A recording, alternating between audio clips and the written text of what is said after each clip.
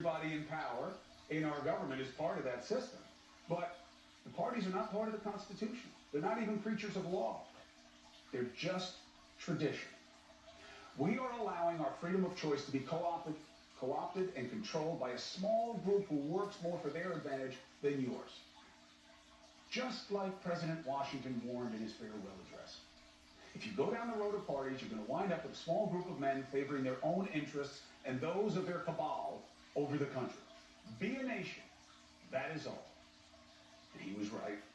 And as if you needed more proof that the parties are clinging to the absurd to fight for the ever-shrinking slice of fringe frenzies.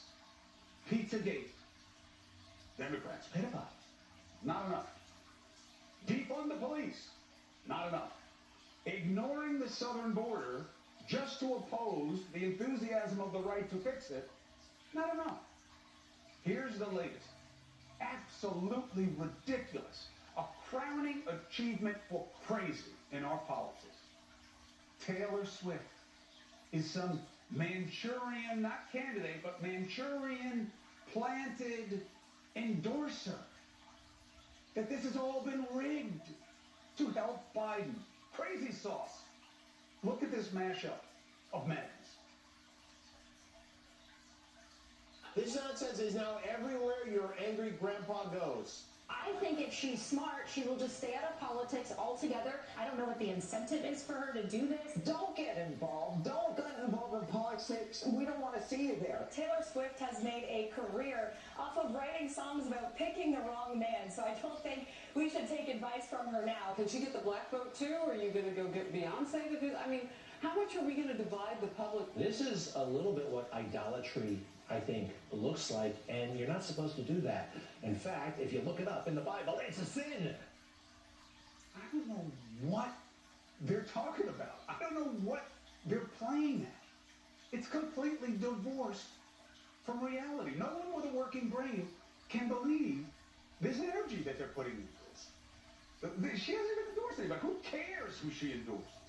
Maybe she could get young people to register to vote. Some people have done some analysis of that. It's good. Celebrities want to get people involved in the process. Good. We need more. We're lucky if we get to 60% in national elections. It's pathetic. But the Chiefs' wins have been rigged. As a Bills fan, I wish. They're going to win the Super Bowl for Biden so that she can come out on the field and endorse him? I mean, how stupid do they think you are? And yet the game is being played on social media. The righty fringe is trying to work up people open to conspiracies because of this ever-increasing lack of trust in our institutions. The irony is it's the same people, of course, feeding that lack of trust, reinforcing it with BS. And the media loves it too. Even the New York Times loved writing how the Trump MAGA nation is all over this. No, they're not. It's just the fringe. And they even, in their reporting, they name a handful of radical righties who are making money off clickbait like this, conspiracies and ridiculousness. And then they do the worst thing the media can do. They point to social media as the new proxy of Vox Populi, the voice of the people. This is one of the biggest mistakes, and I have made it too. But I got out of it early. Relying on what happens on social media as a reflection of what's real in this country is lazy and wrong. Social media is not reality. It's filled with rabid partisans. And how do we know? Because when you poll the country at large, the largest percentage of people in this country don't want part of either party. That's the plurality. Over 40% every time they ask. Here's the hope. People with platforms who aren't really political step up and call out crazy. Like sports analyst Colin Cowherd did. There's a lot of really weird, lonely, insecure men out there. The fact that a pop star, the world's biggest pop star, is dating a star tight end who had one of his greatest games ever, and a network puts them on the air briefly, that it bothers you, what does that say about your life? It says that people are reaching in your head and telling you stuff so that they don't have to tell you what you should be listening for, which is what they'll do for you. Look, it's all over. Once you see this, I keep telling you, you'll see it everywhere. Why do they prosecute each other so much rather than working on anything for you? See the game. It's easier. One side says how wrong it is when the other side does it, and as soon as they have the power and the numbers, they do the same damn thing. They won't push the immigration bill from the Senate to the House, but every Republican can't wait to impeach the Homeland Security Secretary. That's going to make a difference in your life?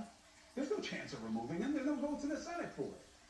It's just a political vote, and they know they're wasting time. They do it anyway. Why? See the game. And then they do something for you in this almost magical moment. Republicans and Democrats in the Senate decide to fix some of what is overrunning the systems on the southern border. Then all of a sudden, word that they're about to pass it to the House gets out, and the GOP gets pulled away without reasonable explanation. The Speaker of the House, who lives by the good book, won't even give you a good reason. Why? Advantage to one of their own. The irony should make you sick. So you're not going to fix the problem so your candidate for president can run on that problem is still existing at its worst, even though the reason he's telling people to vote for him is in large part to fix this problem. The logic is mind-numbing, but that's because it's not about logic. It's about advantage for them, not you. See the game. Demand that we change the game before it changes you, too. Let's bring in Bill O'Reilly. Please tell me. I'm still trying to figure out why Kanye West, excuse me, endorsed Trump. It's yay. It's I yay. haven't gotten back. If you call him Kanye, What? you will get. If you call him Kanye, Yeah. you're going to get in trouble. It's yay.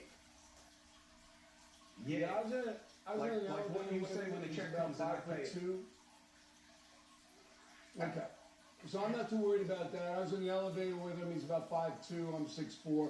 So I'll risk the trouble. I still don't know what the Kanye West Trump thing was. And now Snoop Dogg, I believe, is giving Trump a bathrobe or a beer or something. I don't know what this whole world is. I don't pay attention to it. But I like Taylor Swift. I wrote a message of the day on BillO'Reilly.com. When my young daughter met her on Long Island, she and her mother were very, very nice to my daughter. A nice conversation with her and her mother, Pennsylvania people. I think that the cutaways that the television networks do during the Kansas City Chief games are much better. I would rather see Tay-Tay jump up and down every time her boyfriend touches the ball than some sweaty 350-pound guy covered with tattoos gulping Gatorade. If I had the choice, I'm what going do to you go with say? Tay-Tay. So But none what of do that you offends say? me. But what do you say to the people who are pitching this boulder dash that she is a political plant and the Kansas City Chiefs are only winning What do I because say it's to part of this them? canard to help Biden? Yeah, it's getting energy, brother. It's getting energy. Okay, look. Number one, they would never talk to me under any circumstances because they would be mocked outright. Number two, this is what I call a contrived media story, which we love Yes. those. So the media knows that any mention of Taylor Swift and her tight end boyfriend is going to bring in curiosity viewers. They know that, all right? So now they trump up, pardon the pun, that Tay-Tay may get politically involved. Now there's more of a chance of Ringo Starr, all right, coming out during the halftime of the Super Bowl endorsing Biden than Tay-Tay. You're not going to do it, okay? She is a liberal woman, I understand, which is fine. There's no problem. She lives in that world. Most of her friends think that way. Who gives a hoot? But the media just see loves this, Cuomo. The media loves it, but it's hand in glove Yeah. with the two-party game.